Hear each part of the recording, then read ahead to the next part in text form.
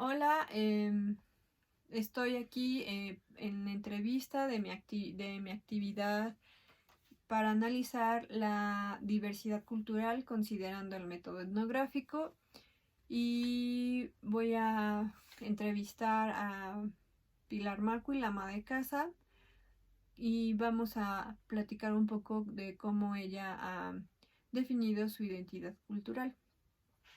¿Nos puedes platicar de ti? Hola, ¿cómo están? Yo soy María del Pilar Maco y Flores. eh, Voy a cumplir 65 años. Ahorita soy ama de casa. Acerca de mi identidad cultural, pues yo siento que yo estoy muy marcada de niña, cuando era yo niña, porque el hecho de ser mujer a mí se me quedó muy grabado eso. Además de ser organizada, cumplida, trabajadora, el hecho de que yo me sienta así fue que cuando yo era niña, mi papá a él le gustaba mucho la cacería. Entonces, cuando yo más o menos tenía como 8 años, yo iba con él a la cacería. Y lo que yo recuerdo que él me decía: vas a ir conmigo, pero no vas a tener miedo a la oscuridad, no vas a tener sed, no vas a tener hambre.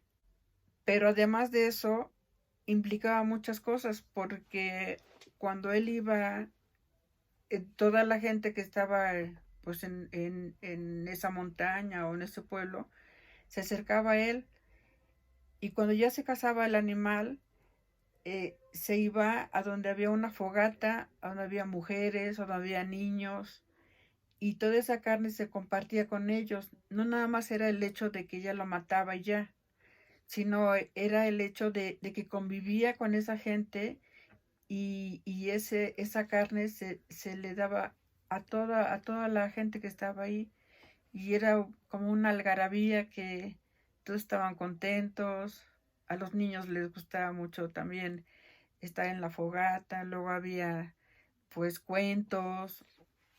Bueno, después de las cacerías, y aparte de mi papá del trabajo, mi madre, ella nos enseñó ser muy amorosos, nos enseñó ser católicos también. Ella le gustaba mucho ir a misa. Pues mi mamá decía que siempre pues la mujer se tenía que dar a respetar, que la mujer tenía que salir de blanco de su casa, que la mujer, ella siempre tiene que ser, fue respetuosa ante el sexo opuesto. Y eso también a mí me marcó mucho, porque para mí fue una cosa muy, muy bonita, porque además mi mamá era muy cálida, muy, muy, amorosa, y eso también me marcó. Era muy cariñosa. ¿Y de estudios que tuviste?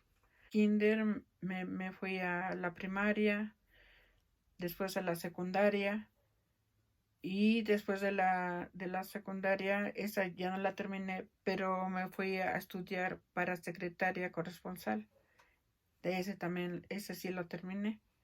Ese me marcó mucho porque de ahí pude comenzar a trabajar. Antes la mujer no trabajaba porque se dedicaba nada más a casarse y a sus hijos. Eh, ya de ahí, terminando mis estudios, me fui a trabajar a Comisión Federal de Electricidad.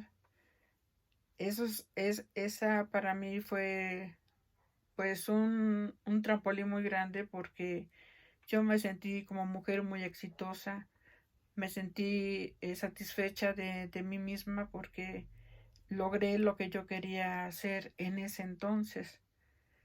Y cuando yo vi que yo ya tenía pues un esposo, unos hijos, un hogar, y además de que yo trabajaba, yo me sentía muy satisfecha.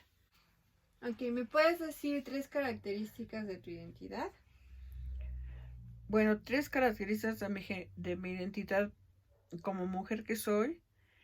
es ser amorosa, católica y madre, que para mí esas tres cosas me definen y es muy importante para mí. Bueno, muchas gracias. Sí, gracias a ustedes. Hasta luego. Hola, estamos aquí para entrevistar a Miguel Ángel Andrade, poeta, escritor y fotógrafo. Yo soy Pilar Campos, estoy realizando mi actividad para la asignatura Análisis de Contextos de la Cultura y pues nada, vamos a conocerlo un poco. Hola, soy Miguel Ángel Andrade, soy originario de la Sierra Norte de Puebla, soy poeta, fotógrafo, además he hecho varios libros, he hecho cuestiones de edición. Mi identidad está definida sobre todo por mi infancia y por el contraste que tuve entre la comunidad rural en la que crecí, pero también mis constantes viajes a la Ciudad de México. Esto fue dado que mi papá era originario de este lugar, de la Sierra Norte, y mi madre de la Ciudad de México.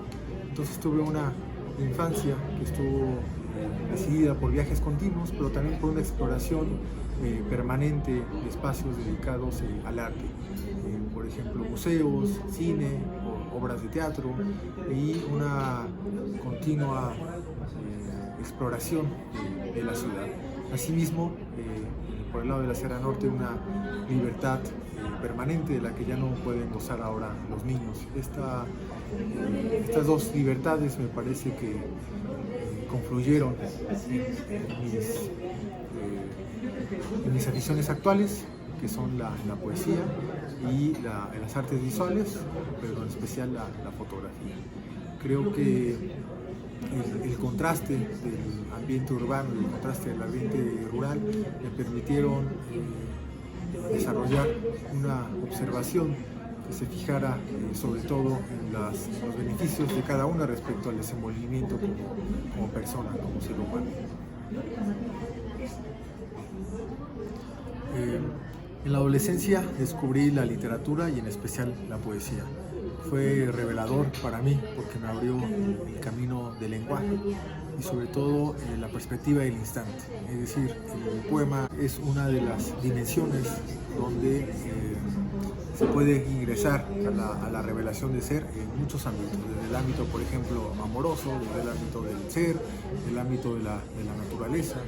Entonces la lectura y descubrimiento de la poesía creó infaliblemente una nueva dimensión de mi entendimiento y sobre todo de la realidad que estaba viviendo. Una época de transiciones, de búsquedas, de cuestionamientos constantes. La poesía fue una respuesta a todas esas cuestionamientos, a todas esas preguntas que no hallaban una pregunta concreta. La poesía vino a resolver este vacío o esta dimensión en la que podría encontrarse una actividad para mí que primero consistía en la lectura y que posteriormente dio paso a la escritura. El ser consciente de que existe un poder en la escritura, un poder de descubrimiento, un poder epifánico, fue completamente revelador y fue ahí cuando decidí que quería dedicarme a eso el resto de mi vida. Poco después, la fotografía vino a complementar este descubrimiento de la poesía. Es decir, en el instante fotográfico vine a hallar una manera de contención con un lenguaje muy diferente al lenguaje verbal, al lenguaje escrito, que es el lenguaje visual. Entonces, el descubrimiento de otros fotógrafos, de obras precisas en fotografía, vino a complementar de una manera mucho más integral esta búsqueda que yo estaba haciendo. Así es que casi a la par empecé mi exploración de mi propio lenguaje, de mi propia voz, tanto con la palabra como con la mirada. Conclusión.